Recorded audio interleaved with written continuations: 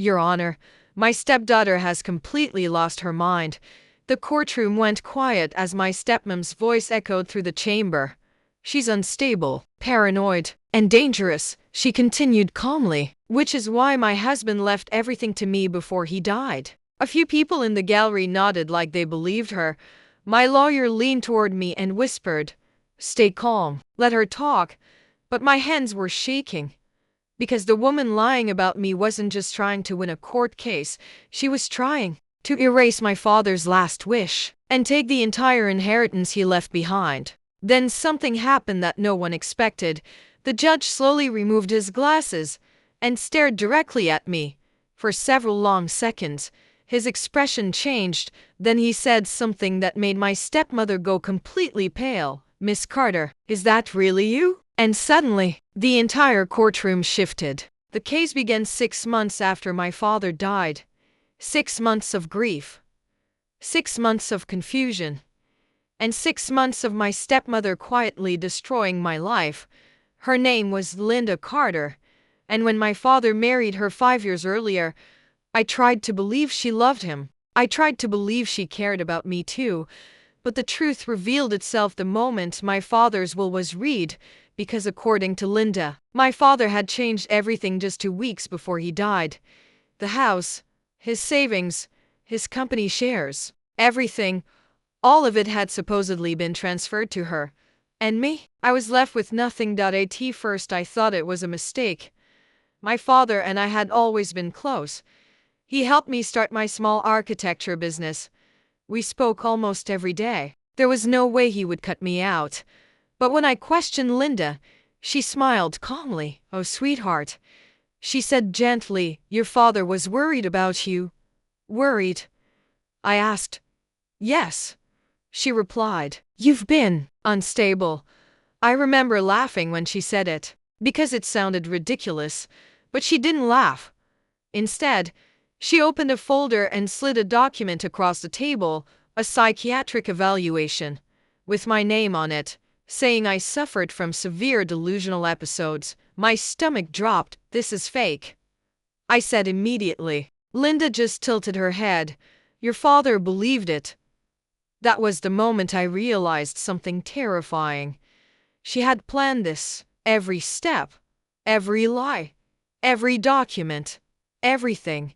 And suddenly my father's sudden death didn't feel like the only tragedy anymore. Because Linda wasn't just stealing my inheritance, she was trying to legally declare me mentally unfit, which meant if the court believed her, I wouldn't just lose the estate, I could lose control of my own life. The first hearing was humiliating. Linda arrived looking calm and sympathetic, like a grieving widow trying to deal with a troubled stepdaughter. She even dabbed her eyes with a tissue when she spoke. "Your Honor, I loved Emily like my own child." That was my name, Emily Carter. But over the last year she became unpredictable. She claimed I had violent outbursts. She claimed my father feared for his safety. She even said he changed the will because he was afraid I would destroy the family business. Listening to her speak felt like watching someone rewrite reality. And the worst part, she had documents, emails, psychiatric reports, witness statements, every lie carefully packaged as evidence. My lawyer whispered something that made my stomach twist. "She's built a very convincing case." But I knew something Linda didn't. My father kept copies of everything, every contract, every legal document. And before he died, he told me something strange. "If anything ever seems wrong, check the blue safe." At the time, I didn't understand what he meant. But after the will reading, I went straight to his office. And there it was, a small blue safe hidden behind a painting. Inside were dozens of files, financial records, legal papers, personal letters, and one envelope with my name written on it. My hands were shaking when I opened it. Inside was a letter from my father, dated 3 weeks before his death. "Emily, if you're reading this, something has gone terribly wrong. Linda has been pressuring me to change my will. She believes the company belongs to her now. I don't trust her intentions. If anything happens to me, give this file to a lawyer immediately." He had attached copies of the original will, the one that left the majority of the estate to me. But that wasn't the most shocking thing in the safe. The real bombshell was a small flash drive, and what it contained would eventually destroy Linda. When my lawyer opened the files on that drive, he leaned back slowly. "Emily," he said quietly, "you might have just saved your entire case. The flash drive contained security footage from my father's office, weeks of recordings. My father had installed cameras after he started suspecting something was wrong. The footage showed Linda entering his office repeatedly, sometimes late at night, sometimes when he wasn't home. But the final video, that one changed everything. In the recording, Linda was sitting at my father's desk with a stack of legal papers in front of her. She practiced his signature over and over and over again, forging it. My lawyer stared at the screen in silence. Then he said something I'll never forget. "She didn't just manipulate the will, she forged it." Which meant the document she presented to the court was fraudulent. But proving that wouldn't be easy, because the forged will had already been notarized, which meant someone had helped her, someone inside the legal system. The next court hearing would decide everything. If the judge ruled against me, I would lose the estate permanently, and Linda would walk away with millions. The courtroom was packed the day of the final hearing. Family members, lawyers, reporters, everyone wanted to see the outcome. Linda looked confident, almost smug. Her lawyer began presenting their final argument. "Your Honor, my client has endured months of harassment from a mentally unstable woman who refuses to accept her father's wishes." The words hit like a slap. Mentally unstable. That phrase again. Then Linda took the stand, and she looked directly at me when she spoke. "I tried to protect Emily," she said softly, "but she's become delusional since her father passed." Then she said the line that changed everything. "Your Honor, she's completely lost her mind." The courtroom murmured.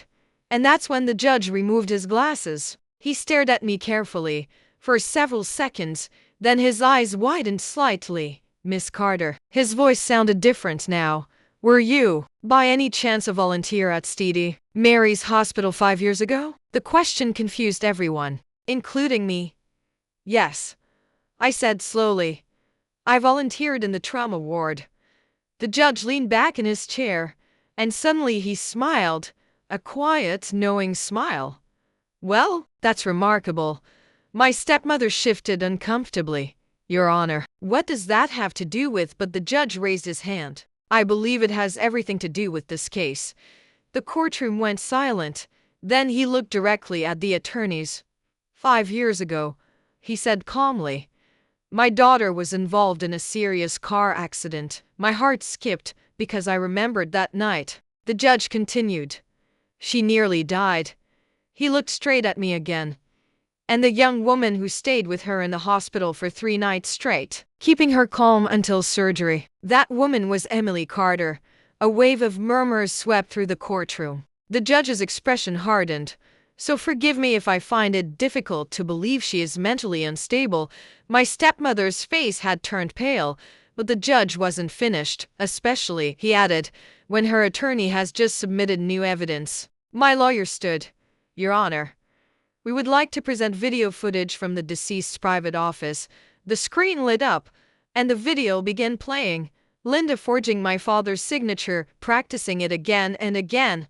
The courtroom erupted. Gasps, whispers, shock. Linda's lawyer stood up quickly. "Your Honor, this footage is authentic," my lawyer said calmly, "verified by 3 forensic analysts." The judge watched the video in silence. Then he removed his glasses again and looked directly at Linda. "Mrs. Carter." His voice was cold now. "Would you like to explain why you are forging your husband's signature on a legal document?" Linda didn't answer, because she couldn't. The investigation that followed was brutal. For Linda, forensic handwriting experts confirmed the will was fake. The notary who approved it admitted Linda had bribed him. Bank records showed she had already started moving money from my father's accounts. Attempted fraud, forgery, bribery, estate theft. By the time the trial ended, Linda wasn't just losing the inheritance, she was facing criminal charges. The judge's final statement was unforgettable. Mrs. Carter, you attempted to manipulate the legal system and destroy your stepdaughter's reputation in order to steal her inheritance. He paused. Your actions were not only immoral, they were criminal. The sentence came down weeks later. 8 years in prison, plus financial restitution, and permanent disqualification from any claim to my father's estate. 6 months later, I stood in my father's old office again. The same desk, the same blue safe. But this time, everything was finally settled. The company was mine now. The house, too. Not because I fought for money, but because I fought for my father's truth. Before leaving the courthouse that last day, the judge stopped me in the hallway. You know, he said with a small smile, my daughter still remembers the woman who sat beside her hospital bed all night. I smiled back. I'm glad she recovered. He nodded.